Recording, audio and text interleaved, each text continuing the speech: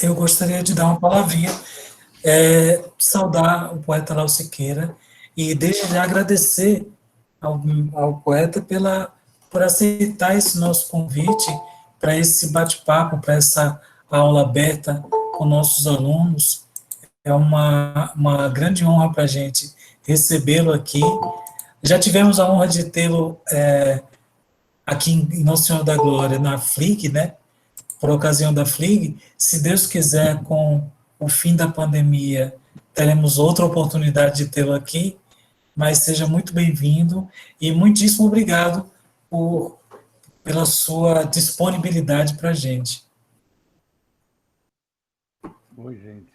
Boa tarde. Estão me ouvindo? Estamos. Tá. Olha, eu quero agradecer o convite. Sim, ouvindo bem. Quero agradecer o convite.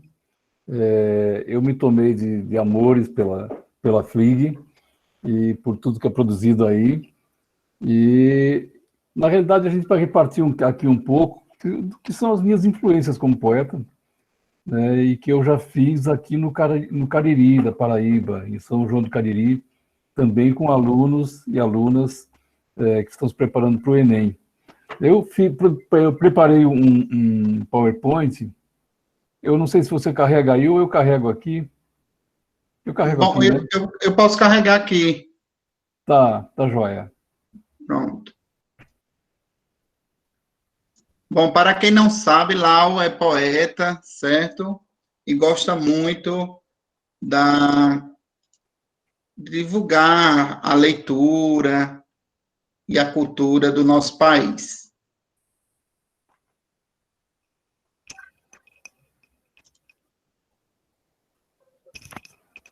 Na verdade, a gente vai dar um passeio. Tem uma coisa que sempre caminha junto, que é a literatura e a história, né?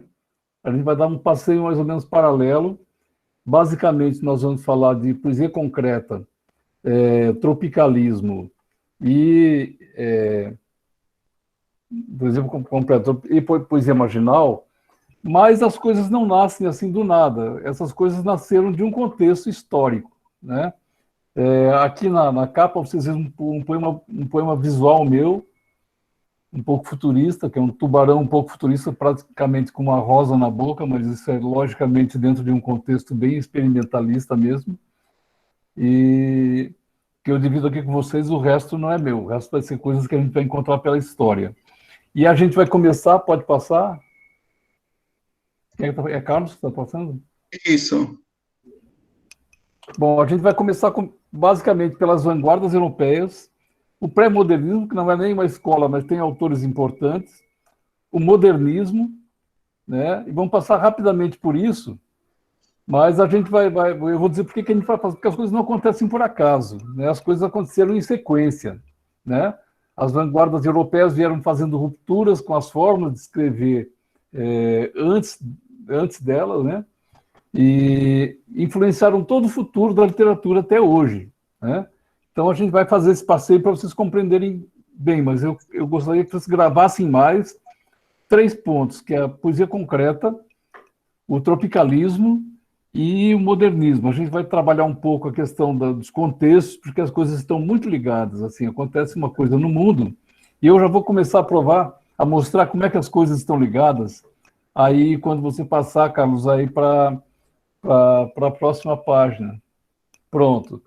As vanguardas europeias, entre outras coisas, trabalhavam o cubismo, foi onde surgiu o cubismo, o expressionismo, o impressionismo. Esse livro aqui é muito importante, ó, não sei se dá para ver, o surrealismo e o dadaísmo. Por que eu separei o dadaísmo aí? Porque o dadaísmo talvez tenha sido a vanguarda mais radical, né? Para o dadaísmo, para você fazer um poema dadaísta, você recortava palavras no jornal ou numa revista, colocava dentro de um saco, sacudia e colava as palavras numa página de forma aleatória, né? Esses poetas faziam saraus muito barulhentos em Genebra, na Suíça, num lugar chamado Cabaret Voltaire, né? Então eles faziam saraus muito barulhentos e a polícia vivia lá. Quem morava em frente, e aí entra a história, e quem morava em frente e saiu dali para fazer a Revolução Russa era simplesmente Vladimir Lenin, né? Então Então, você vê como a história da arte e a história do mundo, ela caminha sempre lado a lado. Pode passar. O pré-modernismo, eu citei aqui porque tem autores que são extremamente importantes, que aparecem também no modernismo, que é o caso de Gardner. Mas Monteiro Lobato, Augusto dos Anjos, Lima Barreto e Euclides da Cunha são autores fundamentais da literatura brasileira. E eles vieram nesse meio, entre as vanguardas entre as vanguardas europeias e o modernismo, e claro, com uma postura mais conservadora. Augusto dos Anjos, por exemplo, se tornou eterno, né? Todos eles aqui são eternos. Pode passar.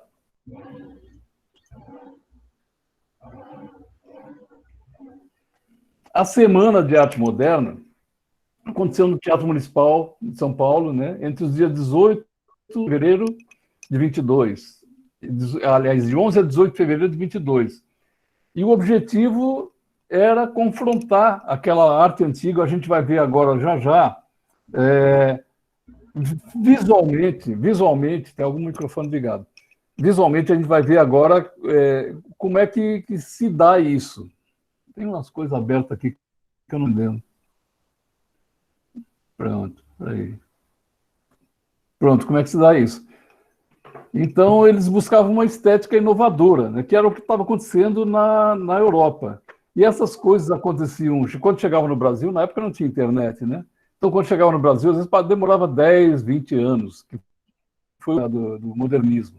Vamos passar, pode passar. Qual era o contexto histórico do modernismo? Olha o que estava acontecendo no mundo. Né? As coisas não acontecem, não vêm assim, não se criou a Semana de Arte Moderna porque alguém decidiu, vamos fazer, e em uma semana fizeram a Semana de Arte Moderna. Não foi assim. Né? Os poetas já vinham pesquisando, e esse período foi mais ou menos entre a Primeira Guerra Mundial e a Segunda Guerra Mundial. Inclusive, em 1945, aconteceu a terceira fase do modernismo, que é onde surgem poetas como João Cabral de Melo Neto. Né? Então, foi um tempo de muitos conflitos, de muitas revoluções, como eu falei lá atrás agora, sobre a Revolução Russa, né, que a polícia preocupada com os poetas dadaístas, e Vladimir Lenin saiu sem ser incomodado, né, de uma casa que ele mora em frente, o Cabaré Voltaire, onde se reuniam os dadaístas, para fazer a Revolução Russa, que teve uma repercussão enorme na história da humanidade, né? A gente vai chegar lá, vai falar depois um pouco da Guerra Fria, que é mais ou menos essa divisão ideológica do mundo. Então, foi o início também de um processo de industrialização do mundo, né? E teve avanço tecnológico, claro que hoje isso tudo é muito defasado, né? Mas naquela época eram avanços fantásticos, né? Um tempo de busca pelo progresso. Os artistas também buscavam essa inovação, essas inovações dentro da arte deles, né? Contestar o passado, superar o passado, como qualquer fator tecnológico, né? Inspiravam-se em correntes artísticas dissidentes, como o impressionismo e o simbolismo, né? Que já negavam um pouco o passado artístico e literário. Pode passar. Aqui a gente chega na Semana de Arte Moderna, vocês vão ver aqui nesse quadro, a Caipirinha, de Tarsila do Amaral, a influência do cubismo. O cubismo trabalhava com formas geométricas, então vocês vão ver aqui o rosto dela é um triângulo, vocês vão ver círculo no quadro, vocês vão ver retângulos, né? O que classifica o cubismo, e um dia a gente pode conversar sobre isso, sobre as vanguardas europeias, é basicamente essas formas geométricas. Né? Então, os nomes principais que surgiram na época da Semana de Arte Moderna foram Oswald de Andrade, Mário de Andrade, que inclusive fez uma pesquisa enorme sobre a cultura popular brasileira, andou pelo Nordeste todinho, Manuel Bandeira, que a gente vai ver um pouquinho, um poema que ele fez agora também contestando os parnasianos, né? Heitor Villa-Lobos, que era músico, que até hoje é conhecidíssimo, e Tarsila do Amaral, entre outros, que fez esse quadro aqui. Né? Eu coloquei João Cabral de Melo lá embaixo, porque João Cabral de Melo Neto, ele surgiu na última fase do modernismo, na geração 45. No entanto, ele continuou influenciando até hoje. Chico Science, por exemplo, quando morreu, estava fazendo a trilha sonora de um filme chamado Cão Sem Plumas, baseado na obra de João Cabral.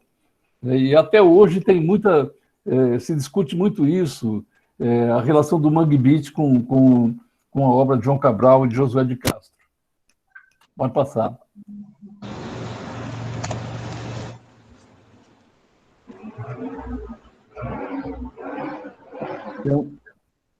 Tem uma coisa aberta aí. Ó, é porque eu estou com fone, aí vai dar um pipoco danado. Ah, certo. Então, uma das características do modernismo aqui é a liberdade, né? Cadê? Não, deixa eu só... Eu vou tirar meu... Tu quer que eu carregue por aqui? Não, mas tá tranquilo. O que foi? Pronto. A liberdade é o principal fator, né? Liberdade de criação. A síntese, né?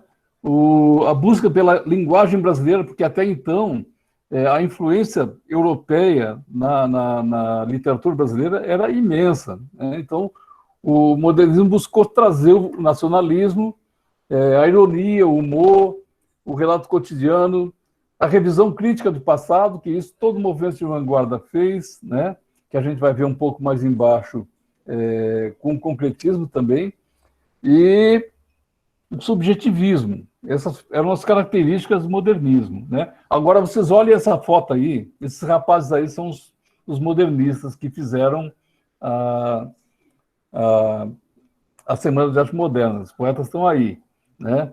A gente vai ver daqui a pouco mais, quando for discutir contra a cultura, a diferença na estética das pessoas, né? Como é que as pessoas se vestiam e como é que passaram a se vestir, contestando esse momento aí que isso, basicamente, os homens se vestiam dessa forma até, digamos, eu acho que até meados dos anos 60. Claro que até hoje, tem quem precisa trabalhar com terno e gravata, continua trabalhando, mas hoje é bem mais liberal, né? Por exemplo, estou conversando com vocês aqui de camiseta, né? Pode passar.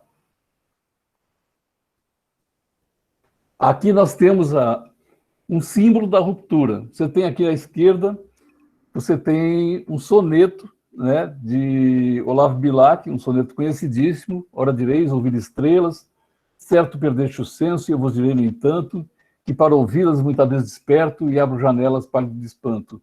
Esse era o parnasianismo, e os modernistas queriam romper com isso, né?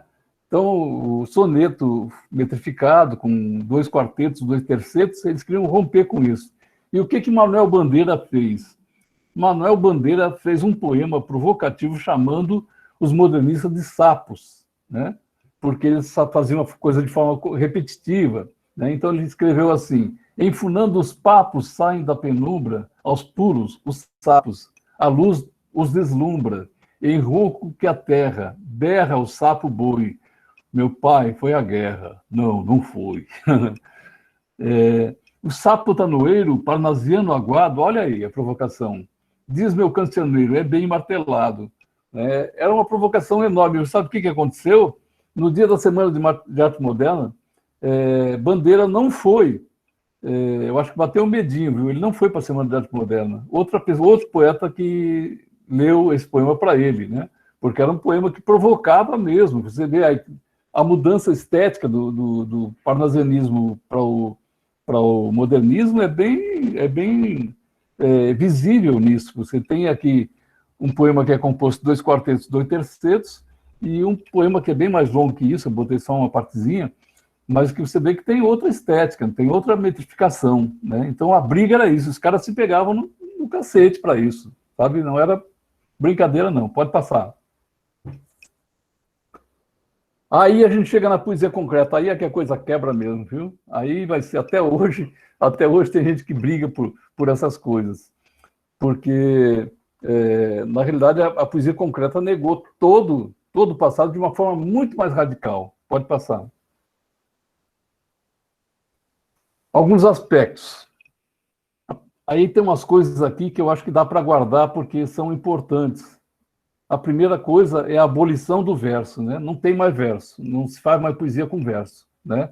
O movimento de poesia concreta, nesse sentido, ele alterou completamente o panorama na poesia brasileira, né? Não existia nada parecido, né? Retomou o diálogo com o movimento 22, realizou a revisão crítica do nosso passado literário. No plano internacional, exportou as formas, né, e as ideias, e aí que está uma grande diferença, gente, porque todos os movimentos anteriores, eles vieram de fora para dentro, né? O concretismo é o primeiro movimento literário genuinamente brasileiro. Ele nasceu aqui e depois passou a ser executado em alguns países como a Suíça, a Alemanha, os Estados Unidos e outros, né? Então, assim, são dois fatores assim que você tem que colar aí, porque é importante. Eu coloquei várias coisas, mas coloquei em negrito isso aqui, a abolição do verso, uma característica forte do concretismo, né?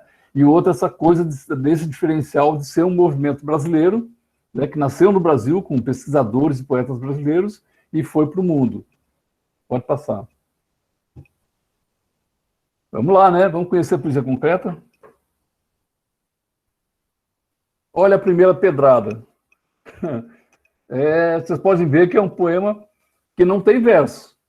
E tem duas coisas. Ele é feito com uma palavra só, ou com duas, se você quiser, né? E você pode interpretar ele como o luxo sendo um lixo ou o lixo sendo um luxo, porque a poesia concreta nos libera para interpretar o poema da forma como a gente quiser.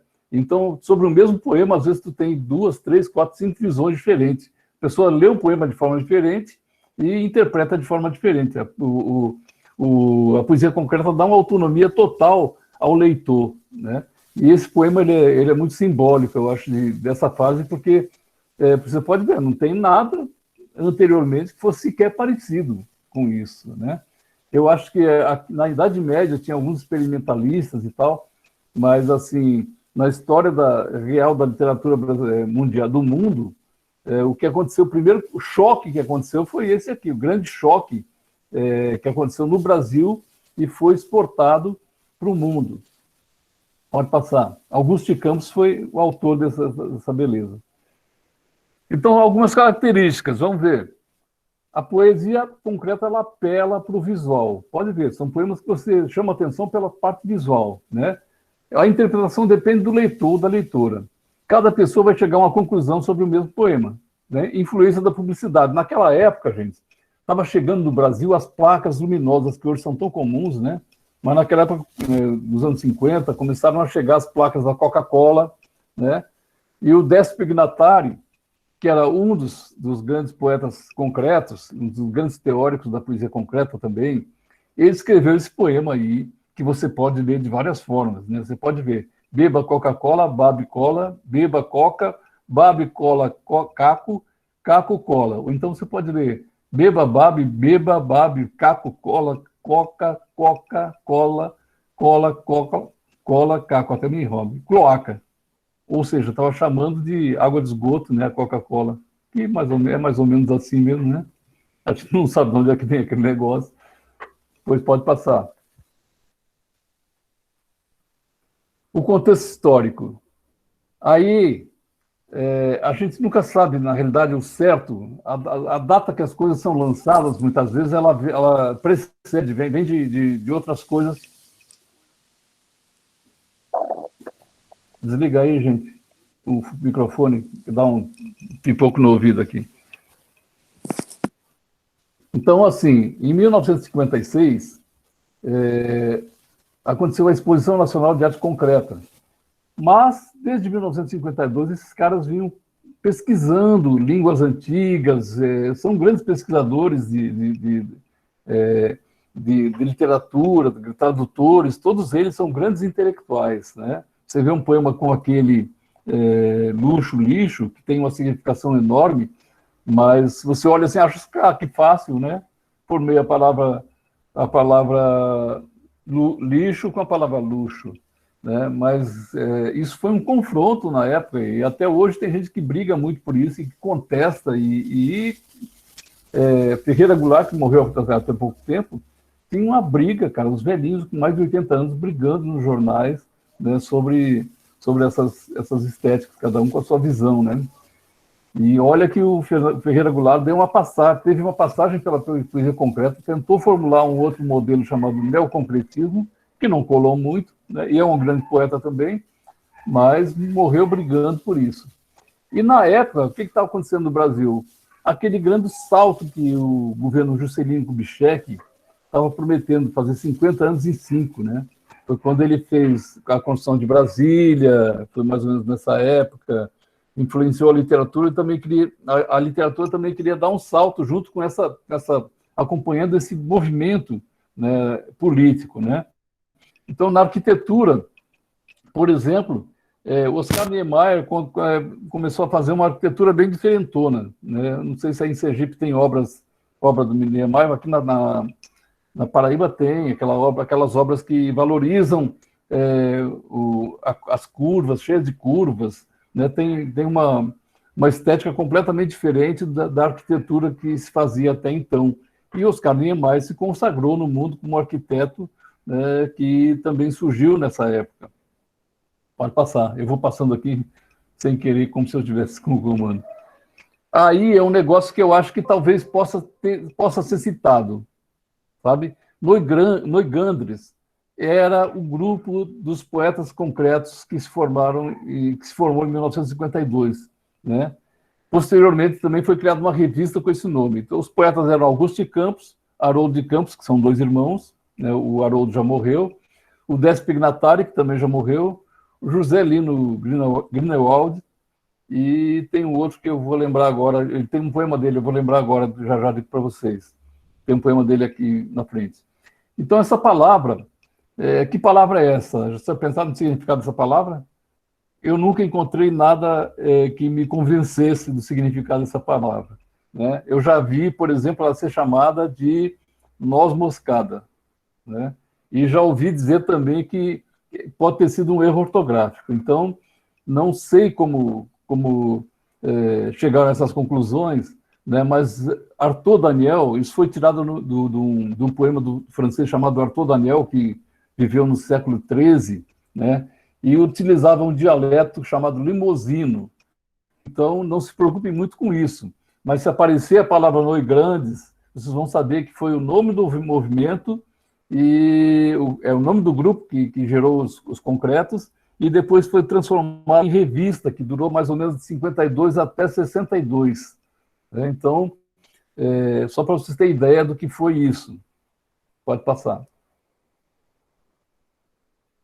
Aqui nós temos os 3 principais nomes: Augusto de Campos, Haroldo de Campos e Décio Pignatari. São os nomes básicos, os caras que fizeram, por exemplo, esse livro aqui, ó, Teoria da Poesia Concreta. Vocês vão ver aqui, inclusive, influência dos quadrinhos, né? Mais ao lado aqui, a gente tem um poeta do nosso tempo, que é Arnaldo Antunes, né, que fez esse poema concreto aí, ó. Então, quer dizer, a poesia concreta não parou. Hoje tem Vitor Aras, tem vários outros poetas atualmente que trabalham nessa linha, né? O Arnaldo Antunes fez esse poema aí, e eu não sei se perceberam, ou se tem memória, mas esse poema virou música. Uma música bastante executada nos anos 90, que não é o que não pode ser e o que não é. Isso virou música, ele conseguiu musicar isso aí, imagina, né? E foi uma música que fez até um relativo sucesso no Brasil. Pode passar. Aí você... eu tinha esquecido o nome que eu tinha esquecido desse aqui, ó, Ronaldo Azeredo. Um outro exemplo clássico de poesia concreta. Tem alguns que quando você parte para a história, eles se repetem muito. Um deles é esse aqui, velocidade, que a palavra velocidade escrita de uma forma que ela representa o sentido da velocidade, né? Velocidade, né? Então, esse é Desligue o microfone, gente, porque senão dá um pipoco aqui que eu estou me assustando aqui, eu sou um velhinho já. Já que eu tenho um piripaque aqui na frente de vocês, que clipa na minha cara. Ó, aí o Augusto de Campos também tem aqui também um poema que é muito citado, né? Eu dei uma pescada, fiz uma pescada para ver os que são mais citados, que é mais provável que possa até aparecer numa prova, por exemplo, né? E como assim? Mas se vocês já compreenderam, por exemplo, que a poesia concreta aboliu o verso, não tem mais verso, então vocês estão livres, estão salvos, viu? A alma de vocês estão salvos, vocês podem, sabe, dormir bonitinho hoje, porque já entenderam o que é poesia concreta, né? É fácil entender, a abolição do verso, né? E Augusto de Campos, ele fez esse aqui, né? Quis mudar tudo, mudei tudo, agora após tudo, eis tudo mudo, né? É o tipo de poema que cada um pode ter um tipo de interpretação diferente, pouco importa, né? E é bom que tenha. Pode passar, gente. Carlos.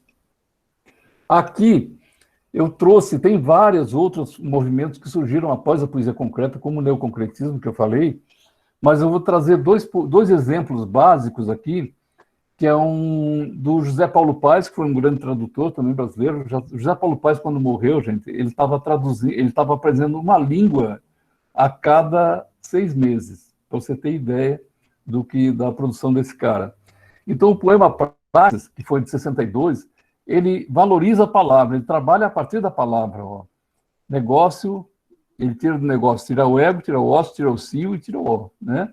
Então, ele trabalha a partir da palavra. Já um poema processo, ele valoriza o quê? A imagem. Ele trabalha a partir da imagem. Né? Um dos nomes, eu não sei se essas coisas caem no Enem, mas eu trouxe para vocês só para ilustrar, né, e com os nomes, até porque isso vai ficar gravado, então vocês depois consultar, né, de forma bem lúdica, assim vocês vão entender melhor isso. Quer dizer, essas pequenas diferenças, quer dizer, no caso da poesia concreta é uma grande diferença, né, gente? Mudou tudo, né? Mudou tudo, os caras quebraram tudo. Vamos lá. Aí a gente chega na tropicália, no tropicalismo, é a mesma coisa, chamar tropicália e chamar tropicalismo, né, é a mesma coisa. E tem nomes que até hoje são conhecidos, né, são nomes que até hoje estão aí, a maior parte estão aí atuando no Brasil, como é o caso de Caetano Veloso, Gilberto Gil, que fez uma live recentemente, lindíssima, com os filhos, né, Gilberto Gil, Maria Bethânia, Gal Costa. E pode ver a aparência deles, cabelão comprido, né? Roupas coloridas, né? Torquato Neto foi um cara que também trabalhava com poesia, que se matou, e eu vou ler um poema dele aqui para vocês. Let's play that. Quando eu nasci, um anjo louco, muito louco, veio ler a minha mão. Não era um anjo barroco, era um anjo muito louco, torto, com asas de avião. Eis que esse anjo me disse, apertando a minha mão, com um sorriso entre os dentes: vai, bicho, desafinar o cor dos contentes. Vai, bicho, desafinar o cor dos contentes. Por que eu li esse poema? Porque, em alguns momentos, Torquato Neto pode aparecer como um poeta marginal, né? Mas ele é um pouquinho anterior, ele vem do tropicalismo, ele vem dessa época do tropicalismo. Tem alguns poemas dele musicados por Gilberto Gil, eu acho que por Caetano Veloso também. Então é um poeta importante. Eu tenho um livro dele aqui chamado Os Melhores Poemas de Torquato Neto, sabe, que eu leio sempre. E aí, se vocês conhecem esses nomes, vocês vão ver, a estética deles já é diferente. Eles são diferentes. São diferenciados. Tom Zé é aquele doidão. Eu nunca mais esqueço, aqui na Paraíba, uma vez me chamaram para tentar organizar a semana de luta antimanicomial.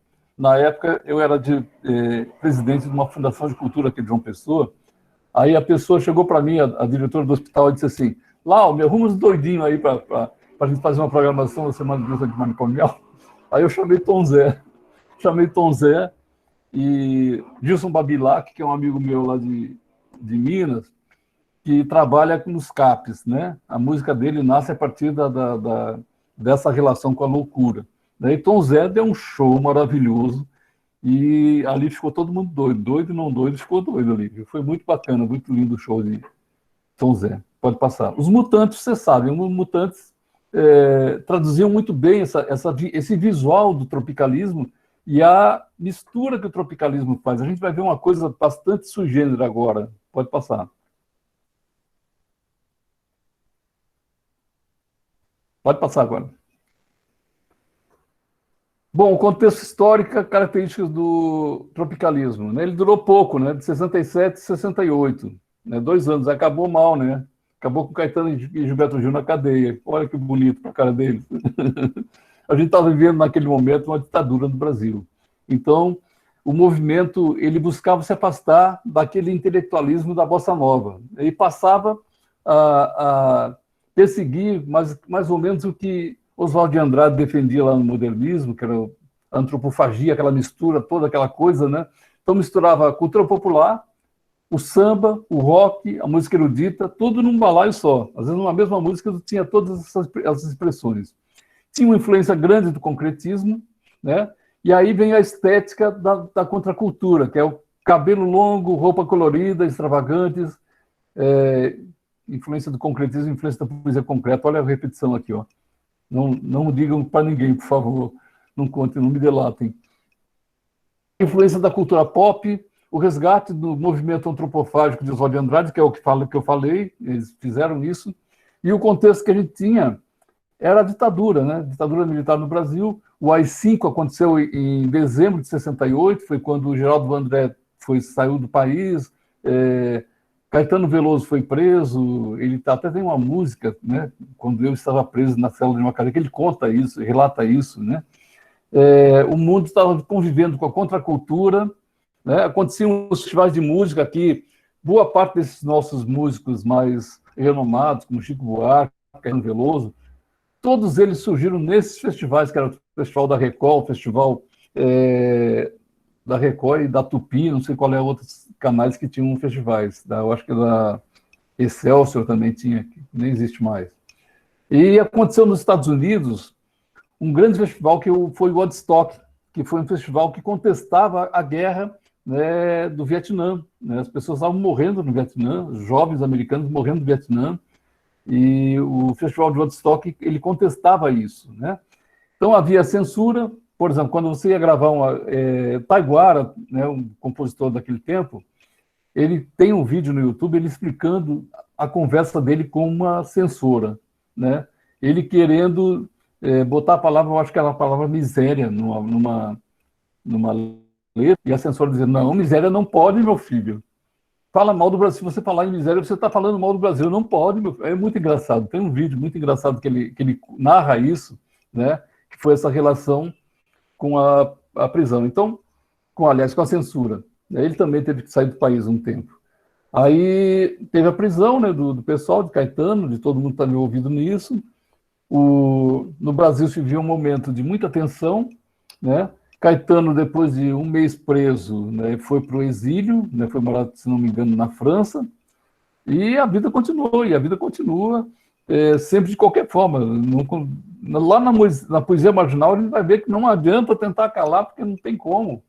Né? Em algum momento explode. Né? A arte é própria do ser humano, então, se você calar aqui, vai sair do outro lado, pode ter certeza. Sabe? Não tem como você controlar isso, porque a arte é a maior expressão humana. Pode passar. Pode passar. Travou? A gente vai ver uma coisa agora que é engraçada. Imagina uma passeata, né, contra a guitarra elétrica. Nós tivemos isso no Brasil. Imagina o grau de radicalismo, ele não era só na política partidária, nos militares e tal, também dentro da música brasileira existia um radicalismo contra essas expressões mais, digamos assim, que falavam um pouco da cultura nativa brasileira. Né? Olha aqui, Frente Única da Música Popular Brasileira, você está vendo ali Jair Rodrigues, quem mais eu conheci? Eu acho que é do Lobo, o Zequete, aqui, eu acho que é Elis Regina, aquela ali, não sei se dá para ver, mas teve uma passeata, gente. Imagina o que foi essa época do Tropicalismo, teve uma passeata contra a guitarra elétrica. Como é complexa essa nossa sociedade, né? Hoje praticamente é impossível você imaginar que alguém vai se posicionar contra a guitarra, né? A guitarra já teve tanta influência, continua tendo em quase todas as bandas, até em banda de forró tem guitarra, né? Então, parece que essa guerra foi vencida. Esse passaporte, uma outra imagem dessas aqui, de uma passeata contra a guitarra, a gente não vai ver tão cedo, eu acho. Pode passar. Aí chegamos na contracultura. Olha a diferença desses dois aqui, né, com os modernistas que eu mostrei lá fora. Olha, eu nasci em Jaguarão, no Rio Grande do Sul. Eu me lembro, nos anos 60, chegou, lá para os anos 68, 69, chegou um cabeludo na cidade. O cara virou atração turística. Todo mundo saía na janela para ver o cabeludo passando. Só porque era um ser completamente estranho. Era impossível um homem usar cabelo comprido. E olha como isso se tornou depois natural, né? A estética do movimento hippie, que é basicamente isso aqui, você vê, representou uma revolução no comportamento. Hoje você tem lojas vendendo esses artigos caríssimos. São caros, uma loja com essas roupas são caras, né? E hoje é chique você andar vestido, não precisa nem ficar sem tomar banho, como eles não gostavam muito de banho, dizem.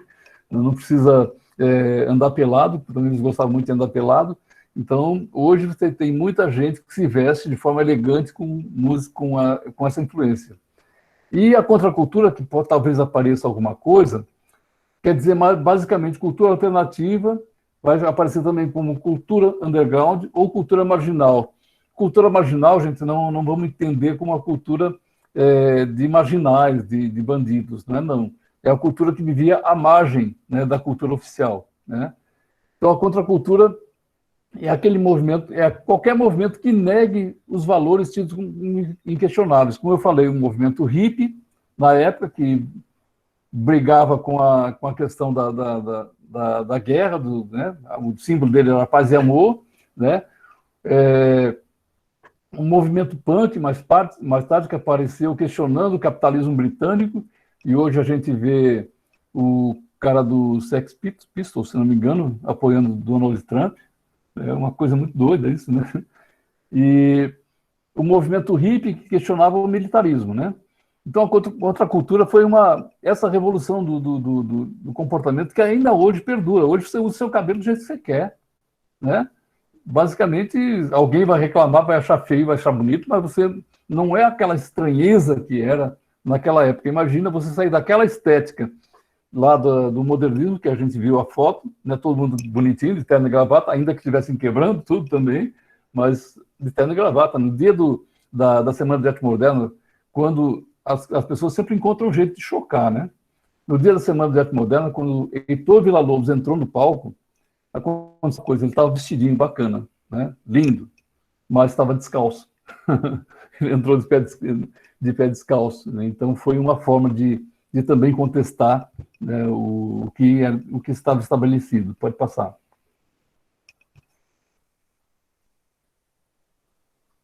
Aí vamos entrar aqui é um debate que eu acho fantástico. Eu acho fantástico que acontece essa foto aqui. Veja só, essa foto aqui, ela foi tirada, ela é a foto do álbum do disco Woodstock, certo? Esse casalzinho aqui, que estava se agarrando lá na hora, se abraçando na hora, ele está junto até hoje, gente. Até hoje eles estão juntos, eles casaram, ficaram juntos, então isso é simbólico, né? Que era um tempo do amor livre, de todo mundo, enfim, todo mundo pegando todo mundo, sei lá. E na verdade, ninguém precisa seguir essas regras, né? Cada um sabe da sua vida, vai gerir a sua vida conforme quer, conforme deseja. Você não tem que estar dentro de um padrão, você tem que ser respeitado, as pessoas têm que ser respeitadas da forma mais direta possível, né? Então, tá aí, era o tempo da paz e do amor, ninguém tomava banho, mas o pessoal constituiu família, né? Ficou muito simbólico, porque quando tiraram essa foto, jamais imaginariam que esse casal, sabe, ficaria junto pela vida fora, né? Ficaria junto pela vida fora, porque naquela época era aquela coisa, muita doideira e tal, e eles quebraram essa lógica, né?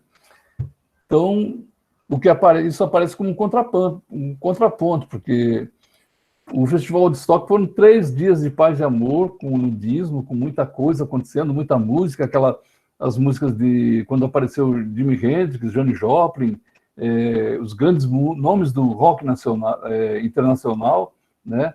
Depois disso viraram estrelas, né? Janis Joplin, basicamente, Jimi Hendrix morreram de overdose de drogas, porque também rolava muita droga, né?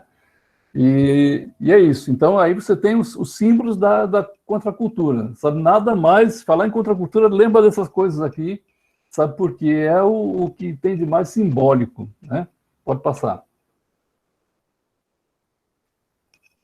Aí a gente chega na poesia marginal, gente. A poesia marginal também é outra coisa que a gente não deve chamar, não é poesia que é feita na cadeia, não. Sabe, essa também pode ser, mas é a poesia que é feita fora dos padrões, né? Fora dos padrões da época, né? Então, na época, se vivia uma censura, em 1970 ainda era ditadura, né? Fazia 2 anos que Caetano tinha ido para o exílio, né? Caetano e Gil, e a poesia marginal começou a aparecer porque os poetas não tinham como divulgar suas obras. O primeiro passo. Então, eles passaram a fazer folhetos mimeografados.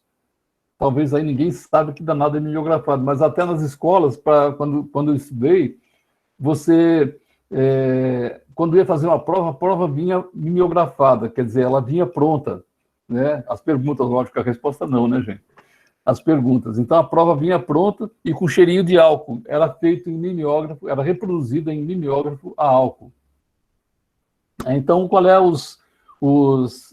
as características? É inconformismo com a cultura oficial brasileira, inconformismo com os modos literários que eram impostos pela academia, inconformismo com a censura imposta pela ditadura, inspiração nos movimentos de contracultura, elogio de uma produção cultural que estivesse fora dos padrões.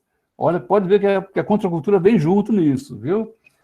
A busca de uma nova forma de divulgação da arte na cultura brasileira, que, na realidade, era você partindo da precariedade, né? Eu, de certa forma, participei de algumas coisas, circulavam muitos quadrinhos, muitos fanzine, que eram as revistinhas que você fazia em papel ofício mesmo, sabe? E era tudo muito precário, mas muito, muito, hoje se tornou histórico, né? Eu, na época, vocês nem sabem o que é aerograma. Aerograma era uma coisa que os correios vendiam, que vinha uma folha em branco e você não precisa botar o selo. Você dobrava, colava e mandava. E o que eu fazia? Nessa época, eu enchia a folha de poemas, ia na companhia telefônica, pegava aleatoriamente o endereço de qualquer parte do Brasil e mandava. Fiz isso muitas vezes. Então, isso era uma característica de você dobrar aquela trava que tinha. Hoje, para lançar um livro é fácil, gente. Mas há 20, 30 anos atrás não era tão fácil assim, não. Era muito difícil. Você não tinha acesso, era muito caro, né? Ainda é caro hoje, mas hoje é muito mais viável, né?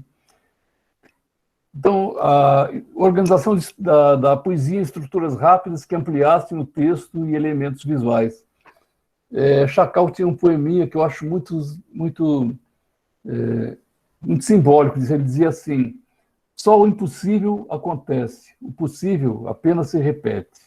Né? Então, era promoção de leituras imediatas, com conteúdo, muita declamação na rua. Tem um amigo aqui de João Pessoa, Pedro Osmar, que dizia: eu vou reclamar um poema. Eu não dizia vou declamar um poema, vou reclamar um poema. Né? Utilização da linguagem coloquial, né? Isso tem setores da academia hoje que criticam muito, né? Porque não foi um movimento de ruptura estética, basicamente, foi um movimento que saiu dentro de um contexto social. Né?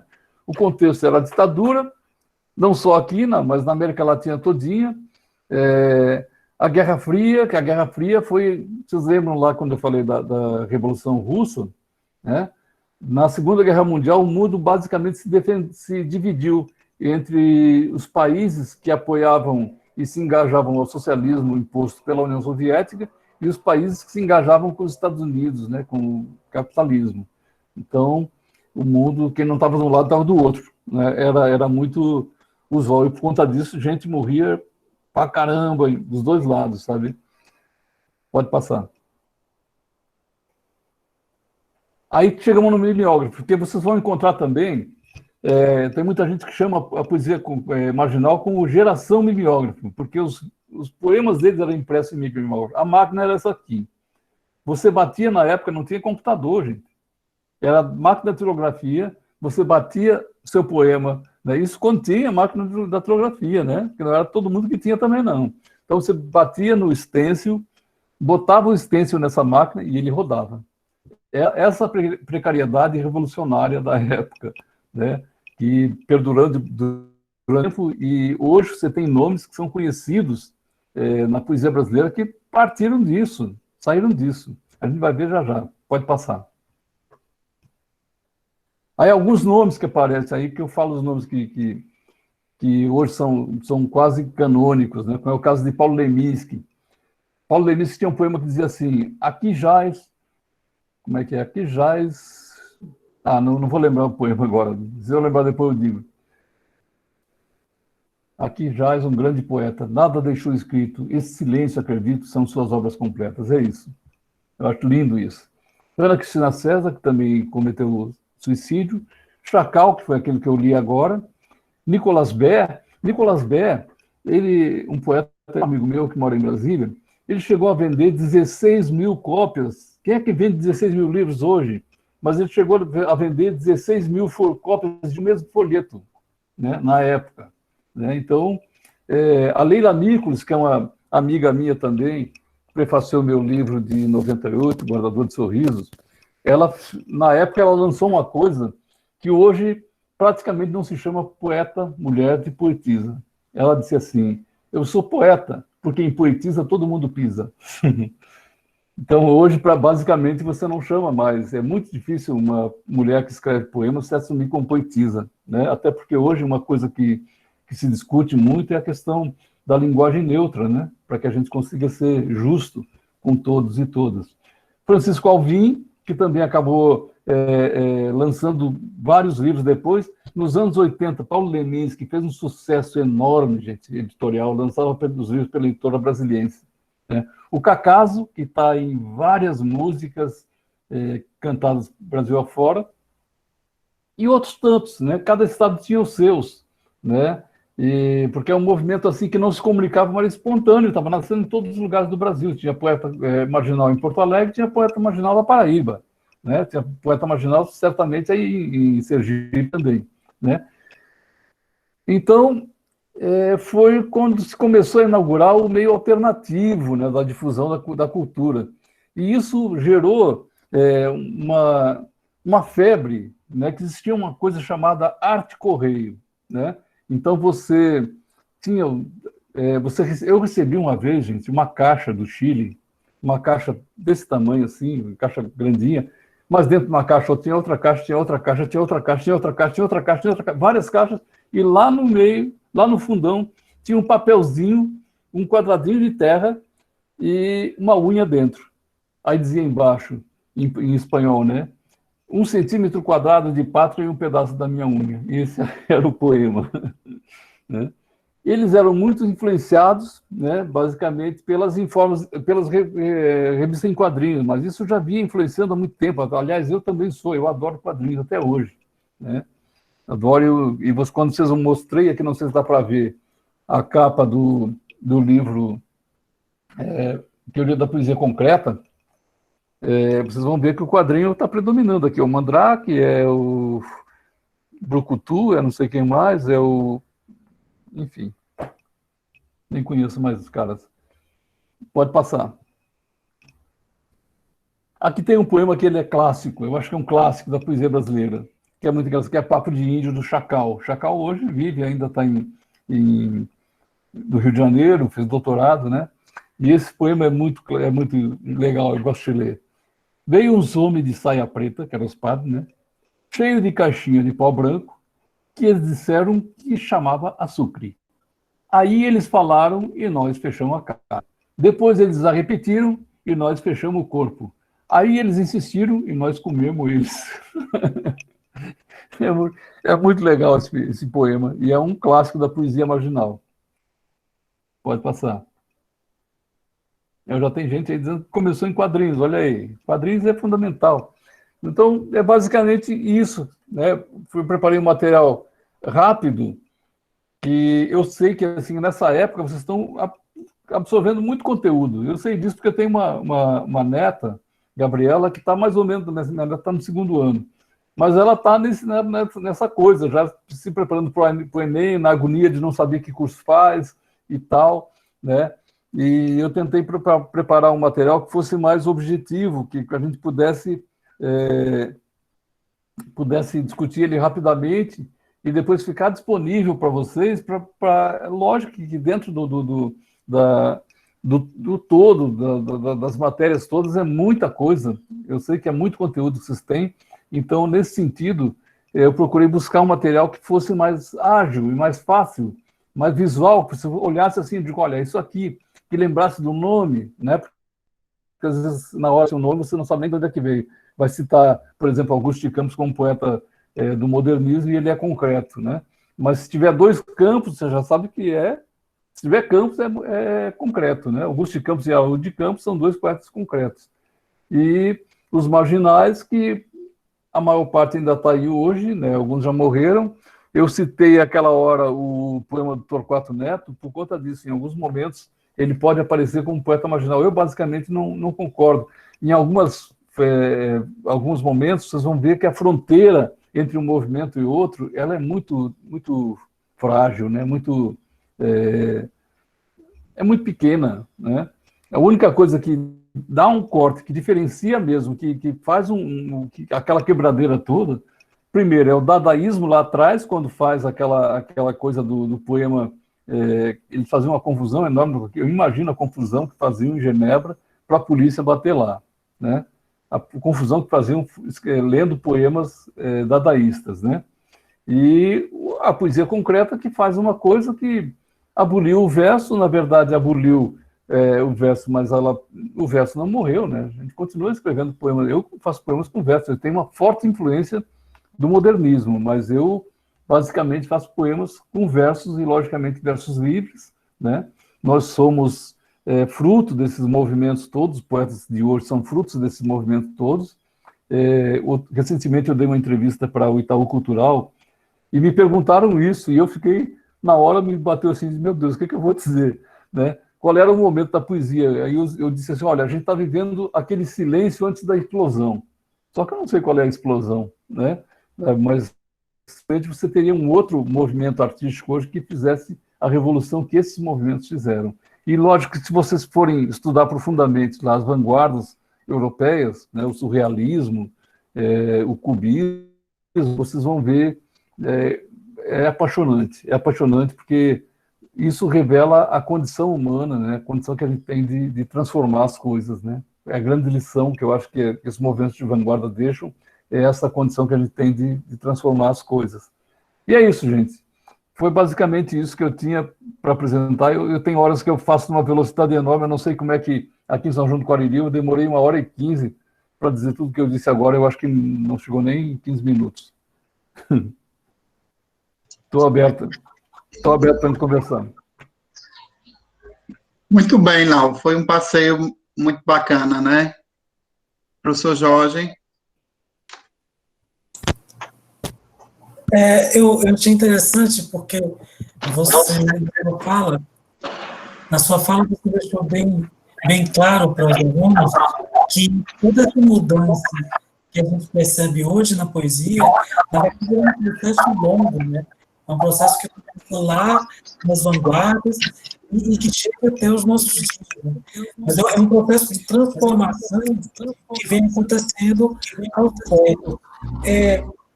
A poesia de hoje, o slam, né, traz um pouco dessa alternatividade de divulgação da poesia marginal, né? A gente consegue visualizar isso também. É verdade, eu acho que, na verdade, não tem como desligar esses movimentos literários da história. Primeiro, assim, em algum momento histórico se estava acontecendo algum tipo de modificação, de transformação no mundo, que acabavam gerando questionamentos em quem criava poesia ou qualquer tipo de arte, né? Se você, antigamente se fazia, por exemplo, aqueles quadros que basicamente... eu estou cheio de quadros aqui, a minha casa é cheia de quadros, e tem de todo jeito, tem alguns mais modernos e outros mais tradicionais. Tem arte naif e tem arte abstrata, como essa aqui, não sei se dá para ver, do Mirabeau, é aqui do lado.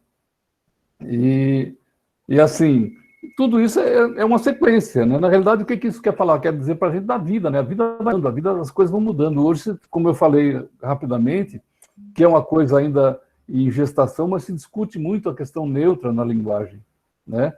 Isso agora é outro papo que a gente pode bater outro dia, que eu também tenho muitas dúvidas sobre muitas coisas sobre isso, mas eu sempre acho que a humanidade está caminhando no sentido de melhorar, de se expor mais, de se expor de uma forma mais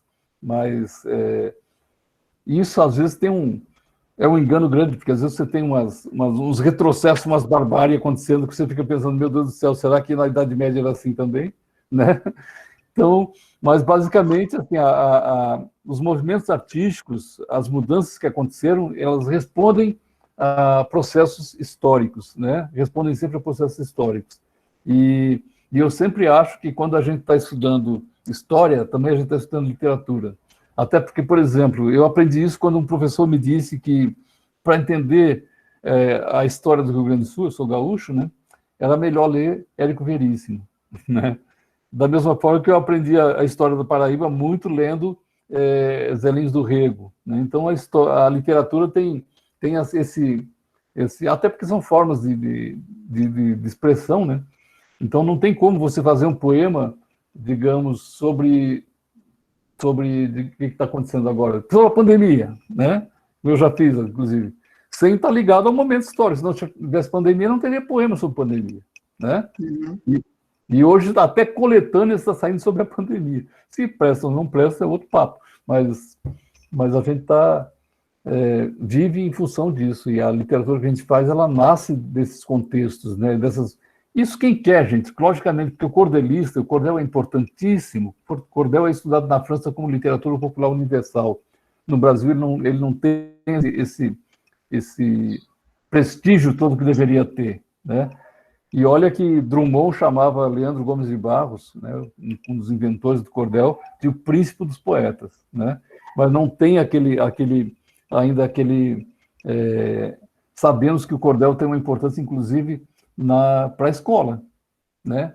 Na alfabetização, no gosto, na sedução pela leitura, né? E lá nos primórdios, lá muitos anos atrás, ele funcionava inclusive como jornalismo, era o cordelista que narrava os fatos, né? Eu morava em Jaguarão, na fronteira com o Uruguai, quando era criança, minha mãe lia cordel, eu aprendi sobre o cangaço em cordéis lido pela minha mãe. Eu conheci o Nordeste muito antes de vir para cá por conta do cordel, né? Então, é isso, né? Tudo tem o seu lugar e o seu valor, a sua importância. Tudo que a gente falou, por exemplo, não se deixou de fazer soneto. Ainda se faz soneto, e soneto, muitas vezes, como Glauco Matoso, são provocativos, mas sonetos metrificados, né? Com 2 quartetos, 2 tercetos, né? Não se deixou de fazer poesia concreta. Ainda hoje se faz poesia concreta, lógico que não tem aquele destaque, né? Em 98 eu lancei um livro que eu fiz várias experiências de poesia concreta, que hoje eu acho horrorosas, eu fico olhando assim, meu Deus do céu, não devia ter metido nisso, não. Já é muito difícil fazer poesia, você vai fazer poesia que você não está no contexto, mas é isso. Lau, como você vê o leitor de poesia hoje, o consumo da poesia no Brasil? Eu tenho... Na realidade, eu estava lendo ontem um livro que eu leio há 20 anos, que é de Roland Barthes, como é que é o nome do livro? Esqueci o nome de Roland Barthes. Mas ele falava, muito triste nesse livro, eu lembro, a memória, eu acho que a idade está pegando já, viu?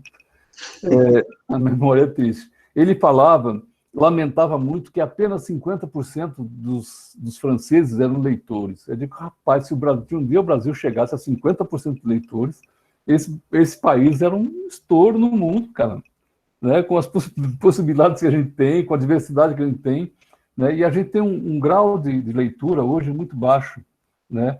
E eu não sei, isso traz prejuízos. Outro dia eu vi uma coisa que me preocupou.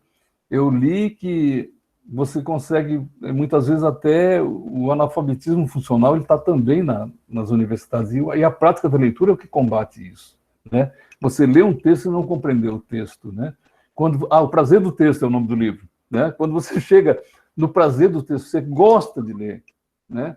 É um prazer que você não tem mais em outro lugar no mundo. Não existe nada melhor do que quem gosta de ler é a leitura, né? Aí você consegue superar muita coisa. E a gente pensa, às vezes, que essa prática é uma prática a prática da leitura, é uma prática que satisfaz apenas para as aulas de português, de literatura. Tem um professor de matemática, uma vez eu estava falando sobre leitura numa cidade do interior aqui, em Monteiro, né? E o professor de matemática, ele me disse assim, olha, você tem razão no que você está falando, porque muitas vezes o aluno não entende, não responde direito, porque ele não interpretou o enunciado, né? Isso acontece muito, né? Então, a importância da leitura não é só por isso. E se você ler com prazer, muito melhor, sabe? E são coisas que você muitas vezes conversa. Eu fui um menino e um adolescente muito só naquela época, e eu viajava muito na leitura. E Marcel Proust tem uma frase sobre isso. Na realidade, é uma frase que ele escreveu num livro que eu li, e depois eu descobri que o livro era o prefácio de um outro livro. Só que ele não fala no outro livro, ele só fala de leitura. Ele só fala de leitura.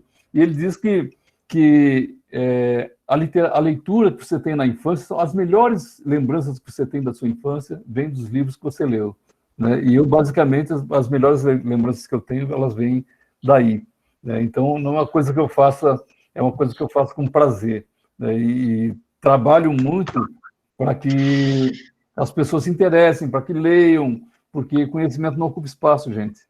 Conhecimento só te ajuda, né? Então, nessa fase, por exemplo, do Enem, de estudar para o Enem, se você tiver gosto pela leitura, você está passado, velho. Sabe, você vai embora, né? Porque não vai ser um sacrifício para você, vai ser um prazer estudar, né? É uma grande fase da vida, essa fase de você estar nessa transição, querendo ir para o futuro, escolher uma profissão, se realizar na vida, né? E o prazer da leitura te ajuda muito nisso. Eu tenho plena consciência disso, e tenho plena consciência porque se você observar a maior parte das escolas brasileiras que tem um IDEB em ascensão, todas elas trabalham na leitura, né? Então não tem magia nisso, não tem magia. E você vê que pode ser um bate-papo, como a gente fez agora, né? Quando eu não sei se foi o Marcelo ou se foi o Carlos que anunciou como aula livre. Eu digo, rapaz, eu não sou professor, mas vou dar uma aula. Vou dar uma aula aqui, na verdade, dividir um pouco das minhas referências, né? Foi o que eu fiz aqui. E são referências que eu fiz isso aqui, gente. Eu não sei quantas pessoas falaram em 100 pessoas, eu fiquei assustado aqui, né? Em 100 pessoas online aqui. Mas eu, lá em São João do Cariri, tinha umas 40, 50. Outro dia eu dei esse mesmo papo, eu tive com a minha neta aqui sentada do meu lado, né? Eu mostrando o que a gente discutiu aqui. Então, ensinando para ela, né? E ela tentando me converter para leitura, como é que é o nome daquele aparelho que a gente bota vários livros? Como é o nome daquilo? O Kindle. Em Kindle. Ela tentando me converter ao Kindle. Eu digo, mas olha, eu sou tão conservador, eu sou cheio de livros, minha vida é cheia de livros, eu gosto de cheirar. Esse é o problema. Quando eu me desapegar dessa mania de cheirar o livro, e esse livro aqui é um livro de poesia visual, quando eu parar de ter esse gosto de cheirar o livro, talvez eu parta para o Kindle, mas por enquanto, quanto mais velho o livro, eu adoro o livro antigo, aqueles bem fedorentos mesmo, bem cheirosos, com cheiro de ácaro, que para mim são os melhores.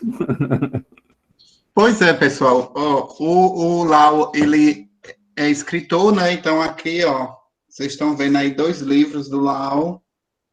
Janiesla perguntou aí, quantos livros você já tem, Lau? Eu acho que é escrito, né, Janiesla? Se desse tempo, eu trazia, corria ali para trazer para você mostrar o rolinho de livro que eu tenho. Pode, rapidinho. Certo. Então, pessoal, esse é o bate-papo, né? Ó, Janiesla pedindo sorteio. Janiesla, esse daqui eu não posso fazer sorteio, porque eles já são, assim, uma relíquia, viu? Porque tem o autógrafo de Laura. Aí eu não posso. Aí vai sair mais caro. Ó, Olha lá ó, os livros que ele tem. O montante. tem um bocado aqui, entre antologias. Esse livro aqui, que é para o segundo grau, é para literatura de contexto, é para o ensino médio, para professores do ensino médio. Tem um bocado de coisa. Tem esse aqui de Ruth Rocha, que é para criança. Eu não sabia que eu escrevia para criança. Eu aprendi quando publicaram essa antologia, que ela fez uma antologia com poemas de Drummond, de Vinícius e outros poetas, e teve, não sei o que deu nela, que ela me botou no meio. Lula Livro, que eu estou nele também. Minha primeira publicação, que foi Concurso Mário Quintana de Poesia, de 85. Eu sou velhinho, gente, sou passadinho, viu? Outra antologia, Antologia de Poesia Gaúcha, essa aqui saiu na Argentina. Isso aqui em chinês, né? Em mandarim e português. Esse aqui que você mostrou, esse aqui foi o meu primeiro, esse aqui foi o meu terceiro, esse aqui é de um projeto de leitura, esse aqui foi o quarto, eu acho. Esse aqui foi um que eu fiz com outras pessoas.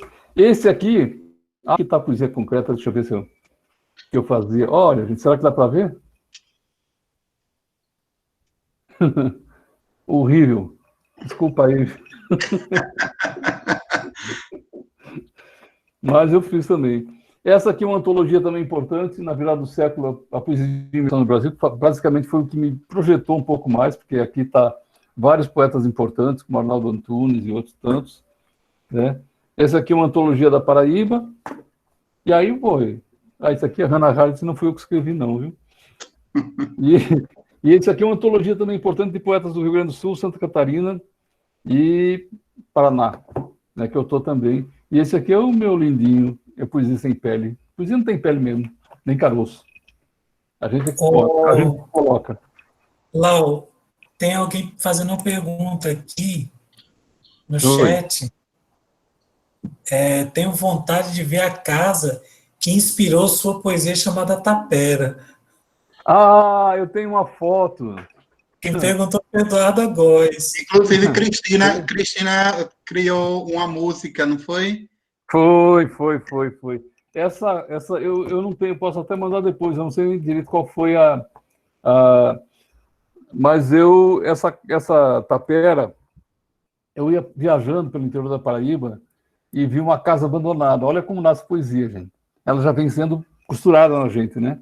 Eu vi uma casa abandonada e parei o carro, né? Me impressionei com a casa, parei o carro, fotografei a casa e fiz esse poema, Tapera, né? Que basicamente ele refletia um pouco sobre as vidas que circularam naquela casa que estava abandonada, né?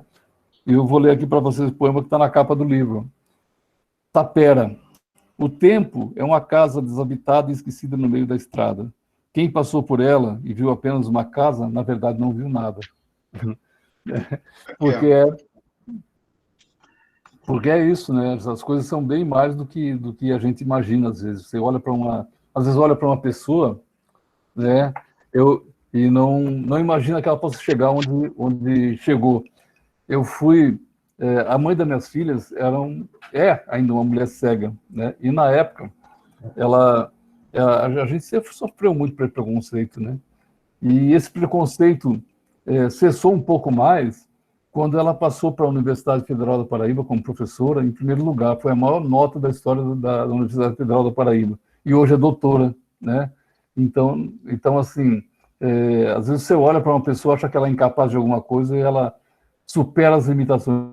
Minha filha, que é surda também, E quando eu era criança, uma psicóloga me disse que eu devia me acostumar, né, com a condição dela, que ela não teria desenvolvimento perfeito, e hoje ela é mestre em arquitetura, só não fez doutorado porque engravidou, né, casou, engravidou e transferiu o doutorado, mas então assim, não tem limite, né?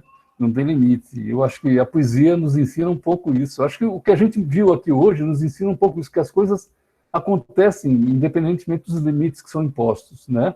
E mesmo superando aqueles limites, aquilo que foi ultrapassado também permanece. Né? São novas coisas que acontecem, mas aquilo que foi ultrapassado também segue. Ninguém deixou de fazer poesia concreta, ninguém deixou de fazer soneto metrificado. Inclusive, aconteceu um fato engraçado. Uma vez um policial se aproximou de mim, eu digo, rapaz, o que eu fiz de errado? Né? Ele se aproximou de mim e começou a recitar um soneto. Ele era um sonetista, um cara da Polícia Federal aqui da Paraíba, da Polícia Federal, não, da Polícia Militar. Então, não tem essas coisas, esses movimentos aconteceram, mas eles abriram um caminho e não apagaram o passado. O passado fica para que a gente escuta, né? Mas ele não vai passar apagado nunca.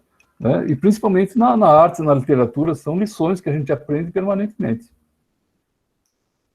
Verdade. Eu queria pedir permissão, Lau, a todos e a você, que é o autor, para fazer a leitura de um poema, de um outro poema seu que se chama Espelho, que está aqui nesse mesmo livro aí do Tapera, lá na página 59, fazer inveja a Jorge.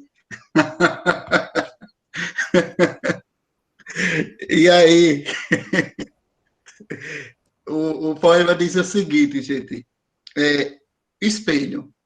O tempo é uma espécie de espelho. Reflete cicatrizes e risos tatuados. Aço impuro que não quebra. Todavia, nos deixa aos cacos. Mostra rugas e ternuras com a mesma eterna fúria. Tem um poema meu, gente, que saiu no Enem, em alguns estados, pode sair aí, eu vou dizer para vocês, que é um poema bem conhecido e curtinho, que se chama Aos Predadores da Utopia, que diz assim: dentro de mim morreram muitos tigres, os que ficaram, no entanto, são livres. Eu não sei, esse poema me surpreendeu porque deram um valor enorme para ele, está traduzido em catalão, em inglês, em francês, e em chinês, como eu falei aqui, né? Foi traduzido para mandarim, e eu não via muita coisa nele, porque eu escrevi esse poema assistindo televisão. Eu estava assistindo televisão, eu vi uma cena na televisão e escrevi o poema. E quando eu contei essa história para uma amiga minha, ela disse que ficou muito decepcionada, mas é a realidade. A gente trabalhou com os alunos alguns poemas seus para lhe apresentar para os alunos, e esse foi o primeiro poema que a gente trabalhou com eles. Né? Inclusive, a gente elaborou uma questão sobre o poema, que eu encontrei uma informação que você deu numa entrevista, que disse ter feito o poema depois de ter visto uma cena em que um ditador exibia um prisioneiro. Foi né? esse. E essa cena que motivou o poema, né? Na verdade, foi no tempo do governo do Peru, o Fujimori, né? Ele apresentou um preso político dentro de uma jaula, como um bicho. Né? E eu fiquei apavorado com aquilo, digo, meu Deus, que coisa mais tosca. Isso foi nos anos 80, eu acho, início dos anos 90, não lembro. E eu achei que coisa mais tosca, que eu rapidamente escrevi aquilo, em 98 publiquei, e a partir daí esse negócio começou a se espalhar, e o pior que eu conto para vocês, aparece em muito lugar como frase de Clarice Lispector, mas não é. Não é Clarice, é meu. Mas é um poema belíssimo, é um poema impressionante. Mas hoje eu estou numa outra vibe, eu estou um projeto com a minha filha é ilustradora, essa que eu falei que é surda, hoje ela é oralizada, ela fez cirurgia, fez mestrado, sabe? É uma pessoa bem sucedida, assim, na vida. E ela desenha muito bem, ela tem ilustrações belíssimas. Eu passei a fazer poemas sobre as ilustrações dela, e ano que vem a gente lança um livro infantil. Né? Vai ser uma coisa muito linda para mim lançar um livro com a minha filha, né? Maravilha. E mais grave ainda, são poemas que ela que são desenhos que ela faz para o meu neto, né, para João, meu neto. Então, ela faz os desenhos, eu pego as maniazinhas de João e tento transformar em linguagem, curtinhas, mas tento transformar em linguagem. E a gente está fazendo um livro com esse material. Lindo. Que um dia eu vou lançar aí para o Fundamental 1, viu? Porque é onde eu acho que a gente começa a conquistar um leitor. Sabe? É na primeira série. Verdade.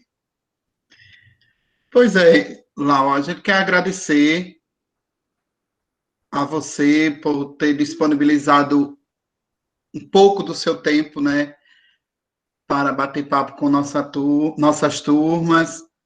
Agradecer também aí ao professor Jorge, com os alunos lá do Manuel Messias, pela parceria, né? Agradecer também o apoio da área de linguagem aqui do 28 e da nossa gestora, né? Porque veja que é toda uma ligação, né? Todo um conjunto para que nossos alunos eles tenham êxito lá na frente, né? Êxito na leitura, êxito na vida, e assim caminhamos nessa união. Eu que agradeço, é uma honra muito grande, eu estou muito feliz de estar... Na realidade, a única coisa que eu gostaria de estar presencial, entendeu? Me solto pra caramba, assim, eu tenho uma oficina chamada Vamos Desenhar Poesia, eu trabalho com Haikai, então eu peço para os meninos interpretarem a imagem do Haikai fazendo desenho, né? E fica muito divertido, tudo.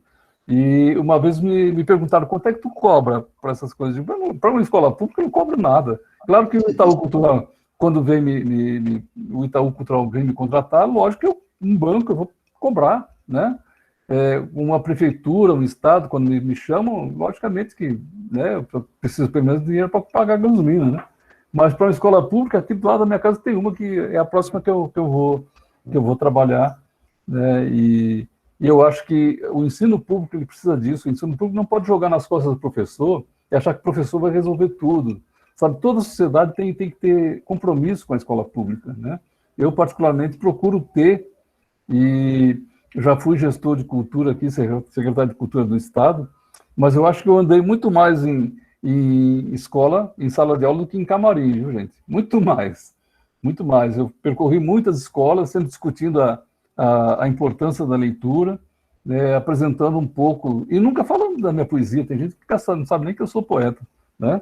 Mas a leitura é fundamental para a literatura, para a formação humana, sabe? Eu confio muito nas palavras de Antônio Cândido, quando ele diz que é um direito, né? Um direito humano, a literatura é um direito humano. Eu acho que as pessoas têm que ter direito a isso, né? E começa lá atrás, tem muitas fases. Quando eu vou ver meu currículo de leitor, eu lembro da minha mãe contando histórias para mim, né? Ou eu contando história para meus sobrinhos, e eu contando história para o meu neto, para minha neta, né? E não deu outra, as pessoas são leitoras, né? As pessoas acabam tomando gosto pela leitura. Então, acho que tem muitos caminhos para a gente percorrer junto.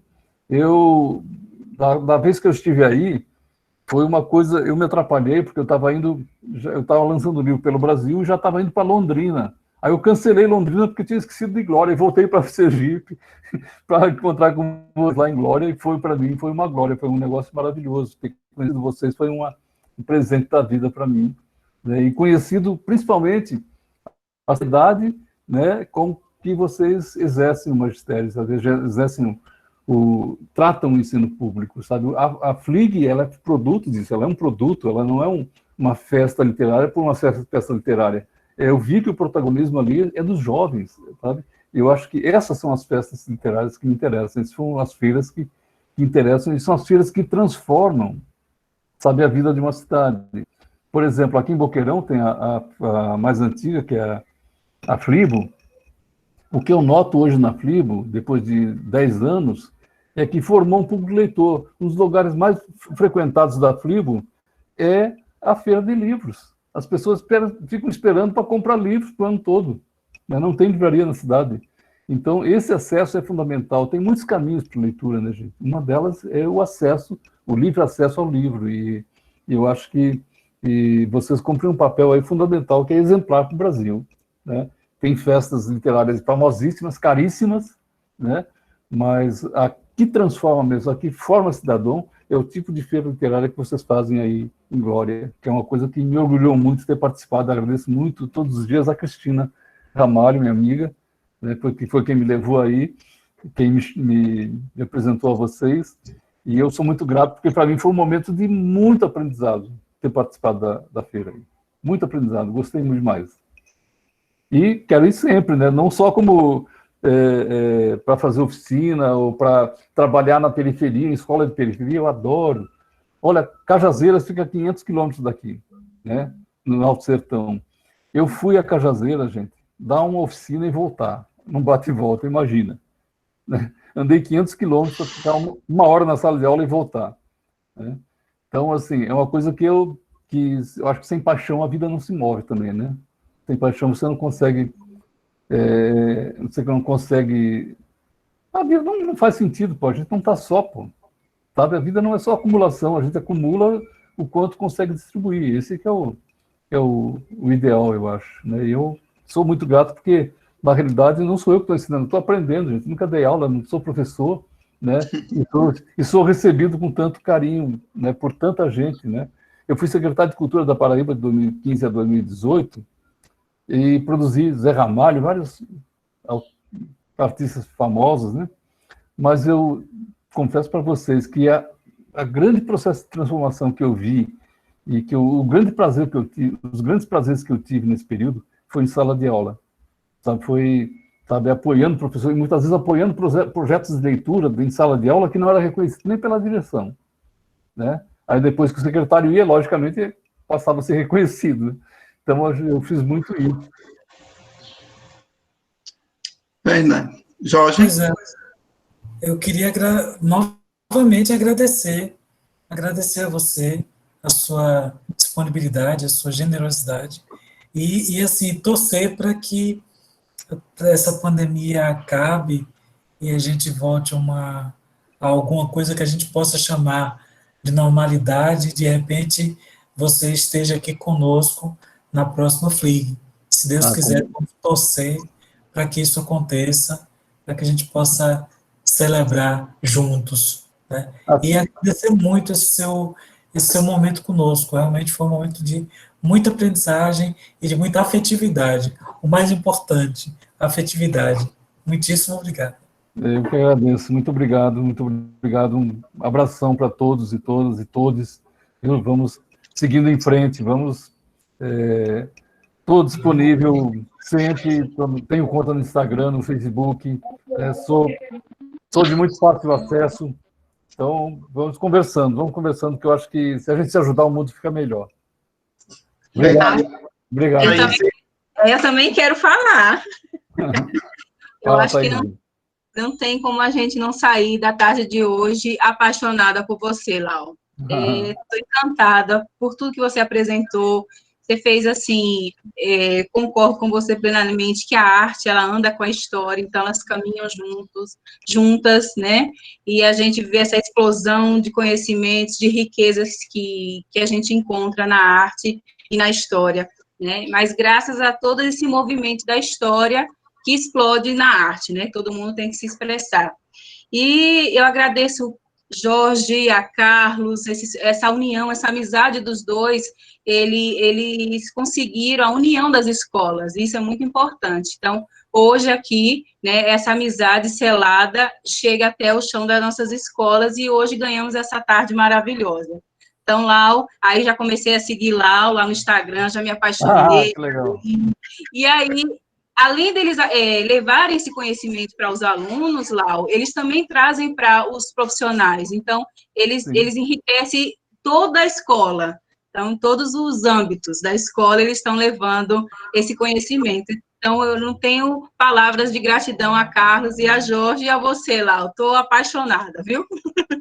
E nossos estudantes também, viu? Muito obrigada pela presença de vocês. Deixa eu contar uma história rapidinho aqui, só para terminar, senão a gente vai ficar aqui até, e eu tenho 4h30, tenho outra pauta aqui. Mas Eu, recentemente, participei do Festival Internacional de Literatura de Língua Portuguesa, né, com pessoas da Guiné-Bissau e de Moçambique e de Portugal, né? Não deu outra. Eu reclamei da coisa, assim, é bacana aqui online, mas o melhor é presencial, né? A gente não deve abrir mão, acho que é um instrumento, essa questão online é um instrumento que a gente aprendeu agora com a pandemia e que deve continuar, mas a presença não tem pareio. O resultado é que eu fui convidado agora para o primeiro trimestre de 2021 para ir à Guiné-Bissau, para visitar a Guiné-Bissau, para participar de um evento de língua portuguesa lá. Então, agradeço muito, vou passar a tarde toda agradecendo vocês, porque vocês são maravilhosos e maravilhosas. Muito obrigado pelo acolhimento sempre, sabe? E vou estar sempre disponível. Os meninos sabem que é fácil a gente se comunicar, é fácil a gente planejar coisas juntos e se ajudar para que as coisas aconteçam cada vez melhor, onde deve acontecer, que para mim é um espaço mais especial de todos, que é a sala de aula, né? O grande desafio está na sala de aula. O grande de qualquer transformação, seja em qualquer área, está na sala de aula, né? Então, eu estou sempre disponível para vocês, viu? Abração. Valeu, Lau. Um abraço, viu? Fique com Abraço. Deus. Pessoal, muito obrigado. Pessoal do Manuel, pessoal do 28, brigadão, brigadão. E estamos aí, né? Estamos já fazendo outras. Tchau, Lau. Tchau. Tchau, tchau.